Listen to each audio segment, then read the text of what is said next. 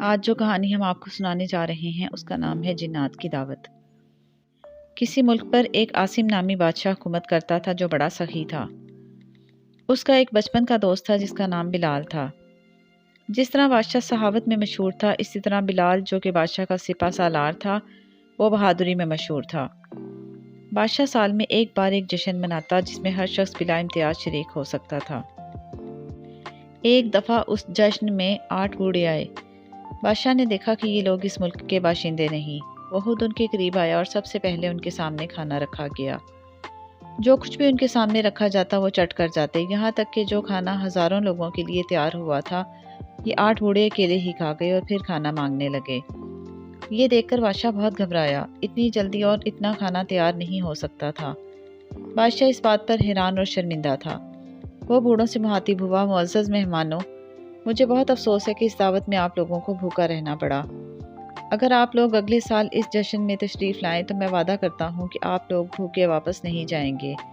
لیکن اسی دوران اس نے بوڑھوں کی آنکھوں میں بڑے غور سے دیکھا، خوف کے مارے اس کا جسم کانپ گیا۔ اس نے ان لوگوں کو پہچان لیا، یہ انسانوں کے روپ میں جنات تھے۔ بادشاہ کی بات سن کر 8 بوڑھے اٹھے اور ان میں سے ایک بولا، بادشاہ عاصم، اب تم نے ہمیں خود دعوت دی ہے، لیکن یاد رکھو اگر اگلے برس ہمیں بھوکا جانا پڑا تو تمہارے لیے بہت برا ہوگا۔ یہ کہہ کر وہ لوگ چلے گئے۔ بادشاہ بہت پریشان ہوا۔ بلال سپہ سالار اس کے قریب آ کر بولا، بادشاہ سلامت، آپ اتنے پریشان کیوں ہیں؟ اگلے برس ہم کسر نکال دیں گے۔ بلال، تم نے حالات کی نزاکت کو پہچانا نہیں۔ یہ لوگ نہیں جنات تھے۔ ہم لوگ انسانوں کو تو پیٹ بھر کر کھانا کھلا سکتے ہیں، جنات کو نہیں کھلا سکتے۔ ہاں، ہم کتنا ہی کھانا کیوں نہ تیار کروائیں یہ چٹ کر جائیں گے اور پھر بھی ان کا پیٹ نہیں بھرے گا۔ یہ سن کر بلال بھی پریشان ہو گیا اور بولا، بادشاہ سلامت، آپ نے سنا ہوگا کہ کسی پری نے کسی آدمی کو تحفے کے طور پر ایک ایسی تھیلی دی تھی جس میں سے چاہے جتنی اشرفیاں نکالی جائیں تھیلی پھر ویسی کی ویسی بھری رہتی ہے۔ اسی طرح ہمیں بھی کسی پری دیو یا جن سے کوئی ایسا برتن مل جائے تو پھر ہم دعوت کر کے ان جنات کا پیٹ بھر سکتے ہیں۔ بات تو تم نے بڑے پتے کی ہے، لیکن ہم کسی پری یا دیو کو تلاش کہاں سے کریں گے؟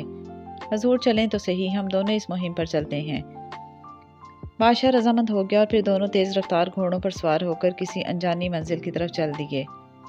کئی دن کے سفر کے بعد جب وہ اور ان کے گھوڑے بہت تھک چکے تھے، ایک درخت کے ساتھ گھوڑوں کو باندھ کر لیٹ گئے۔ تھکاوٹ کی وجہ سے انہیں جھٹ نیند آ گئی۔ کچھ دیر بعد اچانک گھوڑوں کے ہنہنانے کی آواز سن کر وہ اٹھ بیٹھے۔ انہیں یوں لگا جیسے بھونچال آ گیا ہو۔ اب جو انہوں نے غور سے دیکھا تو ایک دیونی وہاں سے گزر رہی تھی جس کے پاؤں کی دھمک سے زمین لرز جاتی تھی۔ اسے دیکھ کر پہلے تو وہ بہت گھبرائے، پھر سوچا کہ وہ آئے ہی اسی لیے تھے، ان کے سامنے کوئی دیو یا جن نہیں بلکہ ایک دیونی تھی۔ عورتیں ہاں انسان کی ہوں یا جنات کی یا دیو کی نرم دل ہوتی ہیں، یہی سوچ کر وہ دونوں اٹھے اور اس کے پاؤں سے لپٹ گئے۔ دیونی نے جو 2 آدم زادوں کو اپنے پاؤں سے چمٹے دیکھا تو اسے ان پر رحم آ گیا۔ یہ دونوں اس کے گھٹنوں تک آئے تھے۔ وہ بولی، اے آدم زادو، تم اتنے پریشان کیوں ہو؟ بادشاہ عاصم بولا، اے رحم دل دیونی، ہم بڑی مشکل میں پھنس گئے ہیں۔ ہمیں ایک ایسا برتن چاہیے جس میں سے کھانا کبھی ختم نہ ہو۔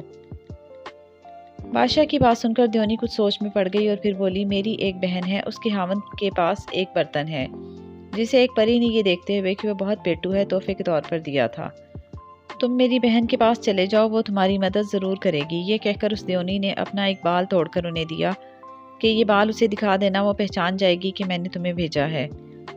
لیکن آپ کی بہن رہتی کہاں ہے؟ بادشاہ نے پوچھا۔ تم لوگ ایک کشتی بناؤ اور اس پر سوار ہو کر مشرق کی طرف چلے جاؤ۔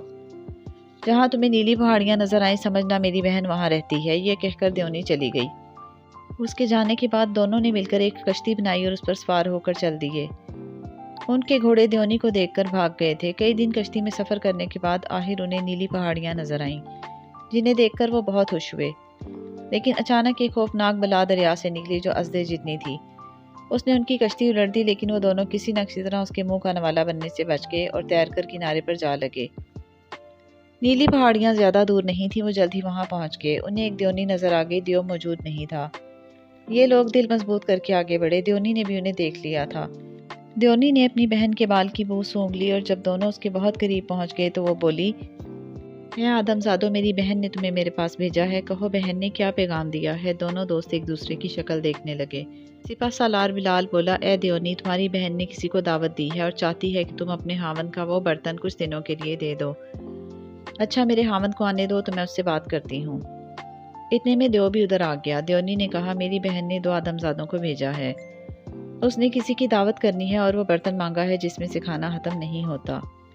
اچھا تمہاری بہن نے آدمزادوں کو بھیجا ہے؟ اپنی سالی کے بارے میں سن کر دیو خوش ہوتے ہوئے بولا۔ بادشاہ اور سپہ سالار بلال بھی اس کے سامنے آ گئے۔ انہیں دیکھ کر دیو خوب ہنسا اور بولا تمہاری بہن بھی پاگل ہے، یہ آدمزاد تو اس برتن کو ہلا بھی نہیں سکتے، اٹھا کر کیسے لے جائیں گے؟ یہ سن کر بادشاہ عاصم اور بلال ایک بانس کے سہارے اس جگہ چڑھ گئے جہاں برتن پڑے تھے۔ بلال نے ایک برتن کو دھکا دیا، تمام برتن فرش پر گر گئے، جو کچے تھے وہ ٹوٹ بھی گئے۔ یہ دیکھ کر دیو بڑا حیران ہوا اور بولا شاباش، تم میں ہمت ہے، تم وہ برتن لے جا سکتے ہو۔ اس نے ایک دیگ کی طرف اشارہ کیا۔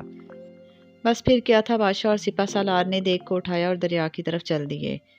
دیو اور دیونی انہیں برتن اٹھا کر جاتے ہوئے دیکھتے رہے، یہاں تک کہ دریا پر پہنچ کر انہوں نے اس دیگ کو دریا میں ڈال دیا۔ اس کے بعد 2 بڑی لکڑیاں توڑیں تاکہ چپو کا کام لیا جا سکے اور دیگ میں بیٹھ کر مغرب کی سمت چل دیے۔ ان لوگوں نے اندازہ لگا لیا تھا کہ یہ دریا ان کے ملک میں جا نکلتا ہے۔ کئی مہینوں کے سفر کے بعد وہ منزل تک جا پہنچے۔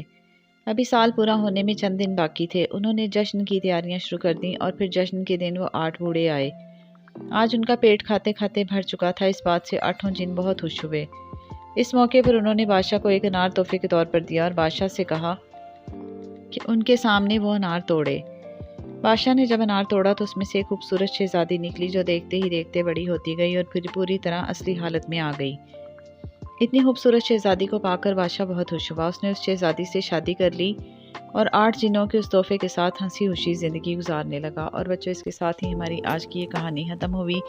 امید ہے آپ کو پسند آئی ہوگی۔ آپ جلدی سے اس ویڈیو کو لائک اور شیئر کر دیں اور ہمارے چینل کو بھی سبسکرائب کر دیں۔ اللہ حافظ۔